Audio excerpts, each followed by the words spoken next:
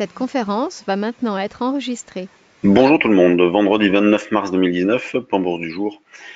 Les marchés ont repris pas mal de terrain qui avait été perdu la semaine dernière, puisqu'on retrouve le CAC quasiment sur le même niveau que vendredi dernier à la même heure, autour de 5340, après être passé par 5220 en début de semaine.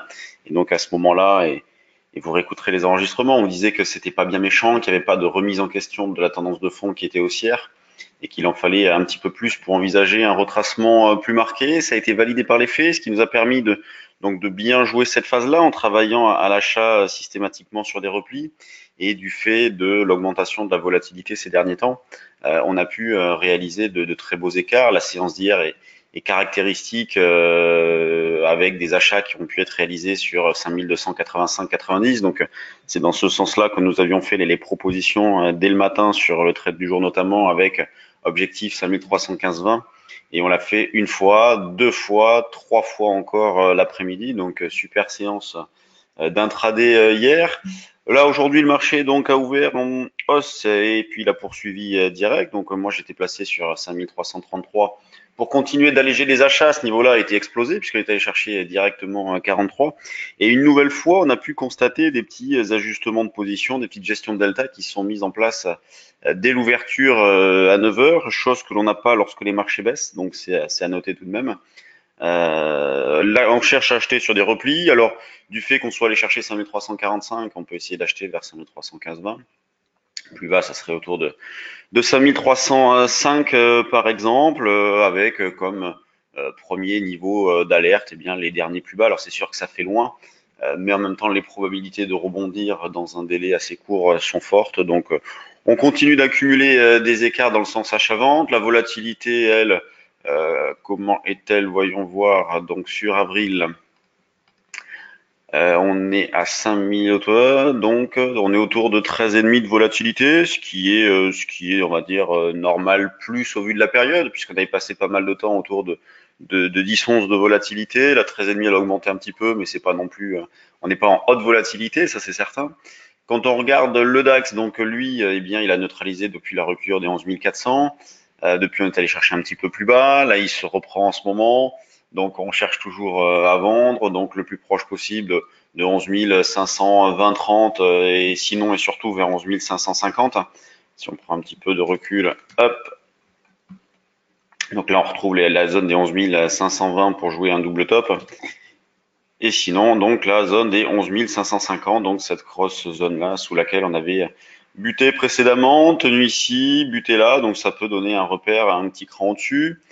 Quand on regarde l'eurodoll, lui, eh bien, il reste toujours faible, hein, donc il est fortement revenu en arrière. On tourne autour des 1,1220 depuis hier après-midi. On cherche à vendre sur des rebonds, donc là, la stratégie reste identique, avec une vente, elle est très agressive, on va dire 1,1240, mais sinon l'idée c'est plutôt quand même de vendre dans la zone des 1,1260-70. Le niveau d'affirmation, vous le connaissez, c'est toujours le même. Il se situe au-dessus de 1,1625. Quand on regarde les actions du CAC, c'est très régulier, beaucoup de valeurs autour de 1,5 de hausse. Une seule baisse Sanofi qui perd 0,18%, c'est pas bien méchant. La plus forte hausse, c'est Technip qui prend 2,5. Donc Technip qui fait du surplace depuis pas mal de temps. LVMH se comporte bien, Airbus se comporte bien, BNP aussi, Total aussi. Donc, et d'ailleurs Total, on en parlait en ce début de semaine, hein, contre-signal sur Total. Donc zone d'achat agressive. Donc pas de changement sur le fond, sur les valeurs du CAC. Le volume, je présume qu'il est assez faible. Regardons ça, il est 9h23, on est à 168 millions, donc effectivement, il est faible. Sur les valeurs secondaires, les valeurs sur lesquelles il y a du volume, on a Genoé qui bouge pas mal, on va le voir ensemble suite aux chiffres. Donc vous voyez, Genoé moins 9, elle perdait 13-14 je crois tout à l'heure. On a des 9 qui baissent aussi, 5% de baisse. À l'inverse, on a Spinway qui monte, Solocal qui monte, Solocal qui est pas mal d'ailleurs, hein, graphiquement c'est pas vilain. On pourrait avoir une petite impulsion haussière au-dessus de cette zone-là, vous voyez, où est placée mon alerte. Adomos, Coface, groupe Gorgé. Donc spéculation modeste, ça peut vite revenir, étant donné que le marché est pas mal, elle peut vite revenir, il peut y avoir un regain d'intérêt, on va surveiller de près les valeurs, voir si on arrive en choper une ou deux à mettre dans le trade du jour. Sinon, sur les valeurs du CAC, c'est toujours le même constat. Et sur les indices, c'est exactement la même chose aussi. Donc, neutre le DAX, haussier le CAC, baissier l'Eurodoll, pour faire simple.